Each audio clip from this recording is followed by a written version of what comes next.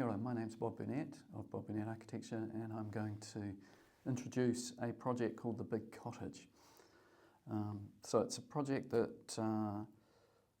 was really a combination of Japanese and Californian bungalow style primarily, and it became influenced by a house that our clients pointed out to us, which is called Los Angeles House, which is a 1909 Californian bungalow in Christchurch on a prominent corner, and quite a well-known landmark. And yeah, we were quite chuffed because my wife and I, Shizuka, she's a Japanese architect, we love that house too. So that influenced the exterior look as well as the Japanese style. And then with its stone and dark cedar, it's sort of quite a mysterious sort of look. And then the interior of the home is really quite different. It's also got some sort of Japanese influence to the exterior with its layered roofs and the wraparound verandas, which in Japan they're called ngawas. It has a miniature garden, which is called a tsubuniwa. But really, the interior is quite different. It's probably what some people refer to as Japanese. Yeah, the Japanese style is really about sort of the sophisticated, the light, bright, and functional aspects of Scandinavian design, and then sort of harmonising that with the sort of natural, sort of earthiness of the Japanese aesthetic as well, which is sometimes quite minimalist, sometimes not. And then that really plays into our desire to have a low carbon home as well, using natural recyclable materials. So yeah, biophilic design is something that I've always been interested in for many years, and I've always thought I really need to study that and know more about that. But what I've come to learn is that a lot of what we've already been doing is sort of intrinsically quite biophilic, or I tend to call it organic architecture, and it's a theme that flows through our work and just comes quite naturally.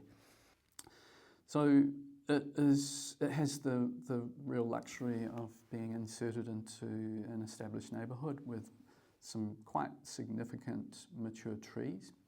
So there's a lovely Californian redwood at the entrance, and then which you'll see in the photos, and then there's some beautiful specimen trees and some Japanese maples. But yeah, we really thought about the site and the views of the garden and nature when we created the design, and so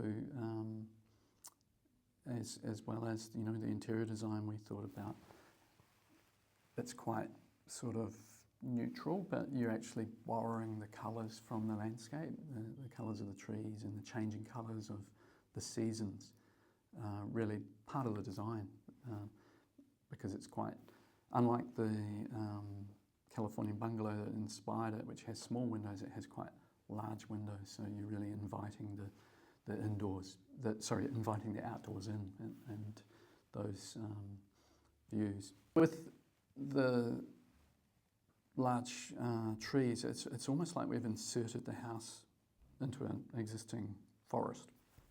There was a house that was demolished, that was removed, and then so that sort of reminds me of a Japanese term called shinrin-yoku, which means forest bathing. So it's a common pastime in Japan where people enjoy getting into the nature and into forests and to de-stress. And I really think that's sort of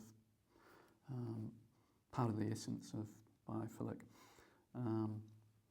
And then, yeah, it was just quite lovely to be able to invite people in and see their reaction to the home through these various tours and present the design.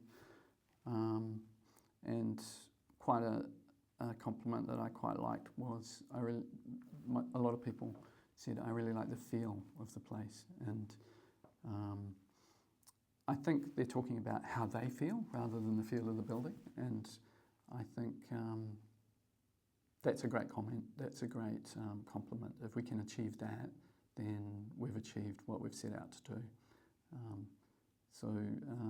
Maybe people can't put their finger on exactly what it is, but if they say it's got a really nice feel to it, that's something I love hearing.